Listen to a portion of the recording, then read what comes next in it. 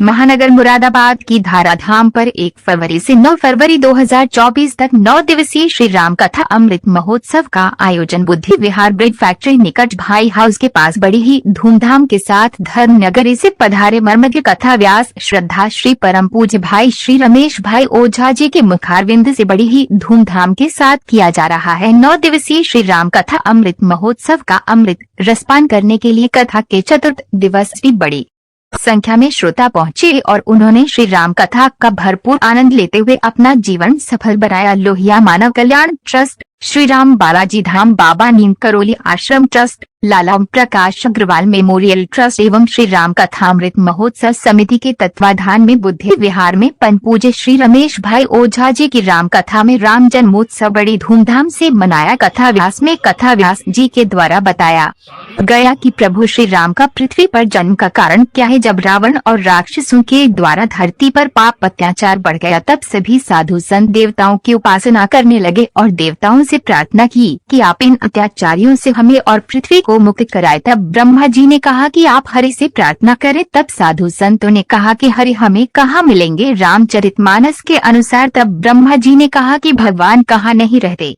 है, भगवान हर जगह है, आप वहीं से ही भगवान हरि की प्रार्थना करें। तब सभी साधु संत श्री हरि से प्रार्थना करने लगे। फिर श्री हरि ने दर्शन दिए और कहा कि मैं अयोध्या में राम के रूप में जन्म लूंगा और सभी राक्षसों का संहार करूंगा।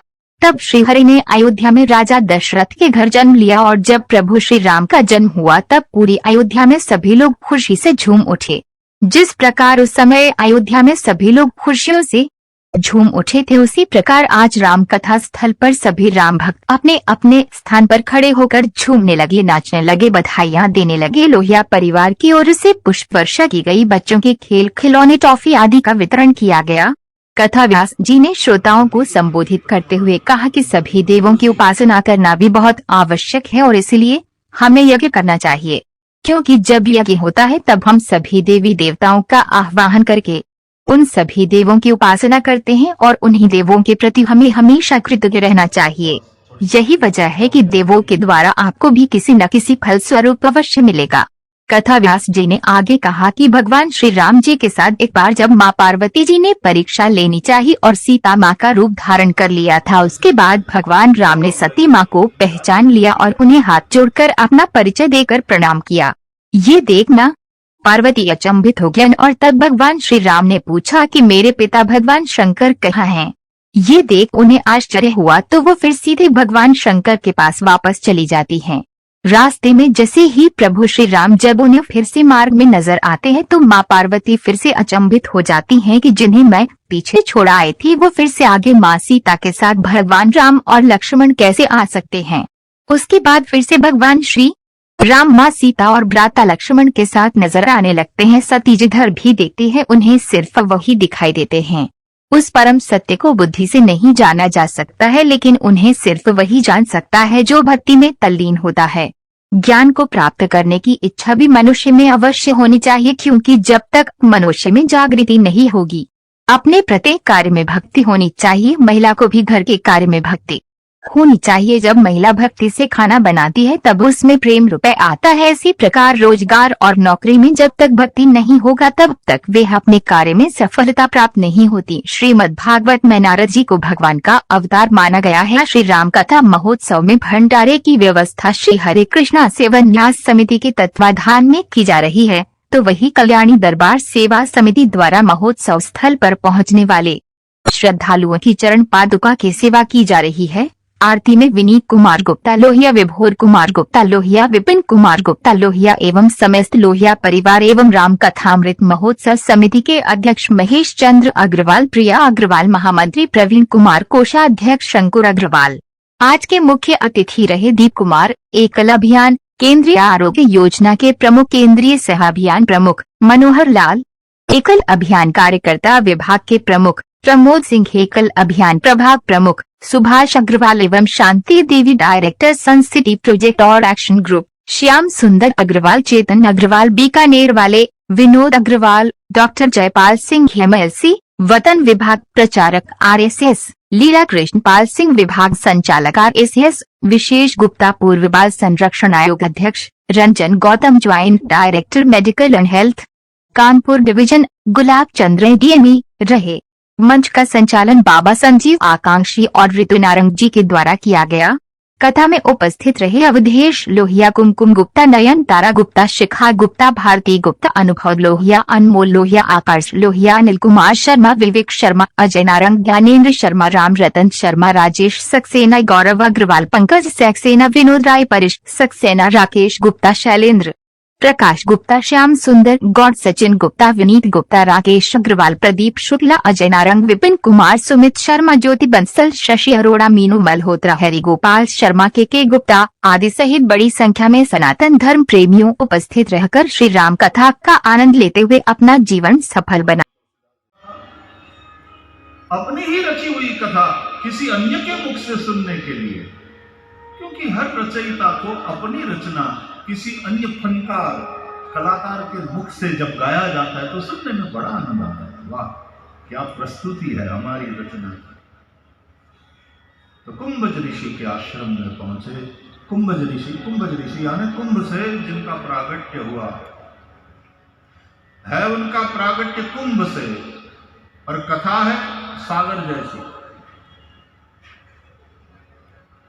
कुंभज से सागर जैसी कथा सुनने के लिए गए, क्योंकि ये साधारण ऋषि नहीं है कुंभज, लेकिन एक आचमन में पूरा समंदर पीने का सामर्थ्य रखते हैं। प्रसन्न हुए कुंभज ऋषि, जगत के माता पिता मेरे आश्रम में पधारे हैं, बड़े प्रसन्न हुए। पूजा करी। पूजे ऋषि अखिलेश्वर जाने। एक पक्ष ऐसा है कि जब पूजा करी कुंभज ऋषि ने, तो सती के मन में थोड़ा सा भाव कुंभज के प्रति, भाई हम लोग कथा सुनने के लिए आए हैं, हम श्रोता है। साधारणतया श्रोता वक्ता की पूजा करता है, यहां वक्ता ने हमारी पूजा करी, हमको प्रणाम कर रहा है।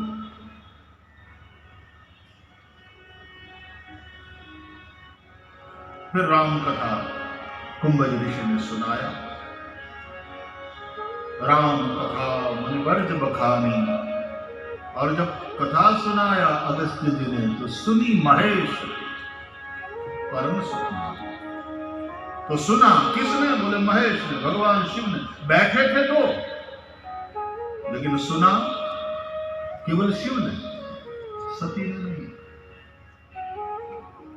एक अर्थ यह है कि शिव विश्वास का घनीभूत है।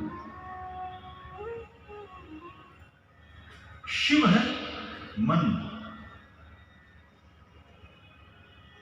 बुद्धि है सती। मन से सुना जाता है, बुद्धि बगल में बैठ करके फिर उसका पृथक्करण करे, चरवण करे, और फिर बात जो दिल में बैठे दिमाग से होते हुए। सतपंच चौपाई मनोहर जानी, जो नरपुर धरे। आदमी उस बात का स्वीकार करता है। गोस्वामी तुलसीदास जी शिव और पार्वती को भवानी शंकरौ वंदे श्रद्धा विश्वास रूपिणौ कह करके श्रद्धा और विश्वास का भी प्रतीक मानते। सत्संग के सातत्य से भाव का भाव पूजन इस तरह से होता है। तो हो गया था महादेव जी ने, तब उस संशय को दूर करने के लिए कथा सुनाया। वही संवाद तुमको सुना रहा हूं। कहकर नहीं हुआ तो संशय आत्मा विनश्यति, स्वाभाविक है। संशय हे भरद्वाज तुम्हारे समक्ष में, उसका इलाज जरूरी है। रोग का इलाज न किया, रोग तो जैसे याज्ञवल्क्य ऋषि कहते हैं कि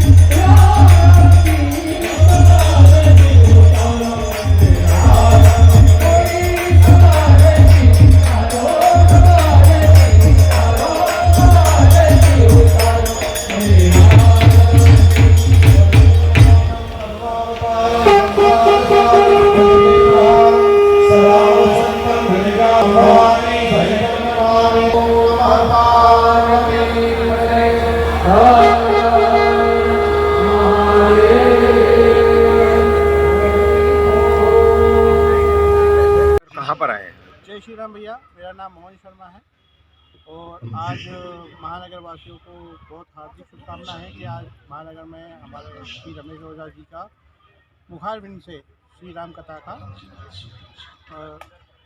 वो हो रहा है और आज भगवान श्री राम का जन्मोत्सव है। तो बहुत खुशी की बात है। साथ में अयोध्या में राम मंदिर बना है, उसकी लोहिया की तरफ से ये कार्यक्रम किया जा रहा है।